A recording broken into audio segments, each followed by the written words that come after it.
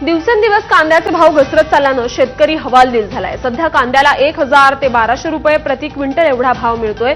दरम्यान नाफेडचं चुकीचं धोरण या भाव घसरणीला कारणीभूत ठरत असल्याचा आरोप शेतकरी आणि व्यापारी करत असून या मुद्द्यावर मंत्री छगन भुजबळ हे मुख्यमंत्री देवेंद्र फडणवीस यांच्याशी नाफेड धोरणासंदर्भात चर्चा करणार आहेत। त्यामुळे कांदा प्रश्न पुन्हा एकदा चर्चेत आलाय। शेतकरी संघटना देखील आंदोलनाच्या पवित्र्यात आहेत। मालेगाव स्फोटातील आरोपींच्या सुटकेला हायकोर्टात आव्हान देण्यात आलंय। बॉम्बस्फोटात मृत्युमुखी पडलेल्यांच्या कुटुंबियांना हे आव्हान देण्यात आलंय।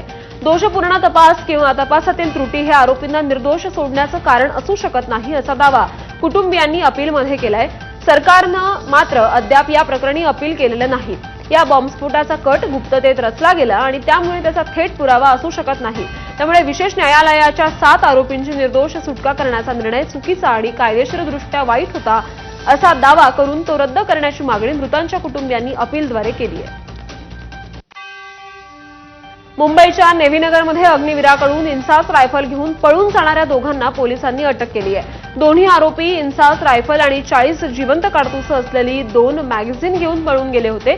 नेव्हीनगरमध्ये गस्तीवर असलेल्या अग्निवीराच्या हातातून रायफल हिसकावून आरोपी पसार झाले होते।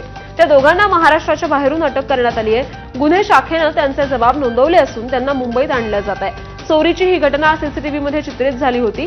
नेव्हीनगरच्या मुख्य प्रवेशद्वारावरील सीसीटीव्ही फुटेजमध्ये शनिवारी रात्री 7:30च्या सुमारास ओळखपत्र दाखवून एक आरोपी आवारात प्रवेश करत असल्याचं दिसतंय।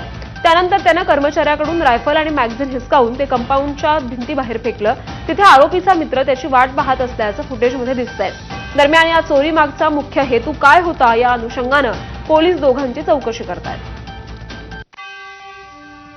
आयुष कोमकर हत्या प्रकरणातील सर्व आरोपींना 7 दिवसांची पोलीस कोठडी सुनावण्यात आली आहे। 15 सप्टेंबरला पुढील सुनावणी आता होईल। आंदेकर टोळीचा म्होरक्या बंडू आंदेकरसह 6 जणांना पुणे पोलिसांच्या गुन्हे शाखेनं काल रात्री उशिरा अटक केली। बुलढाण्याला पळून जात असताना गुन्हे शाखेच्या पथकानं त्याला अटक केली आहे। यात बंडू आंदेकरची मुलगी आणि 2 नातू सुद्धा सहभागी असल्याची माहिती आहे। पोलिसांनी सतत 3 दिवस पाळत ठेवून बंडू आंदेकरच्या मुसक्या आवळल्या। बंडू आंदेकरसह स्वराज वाडेकर, तुषार वाडेकर या दोघांची आई आणि इतर दोघांना पोलिसांनी अटक केली आहे।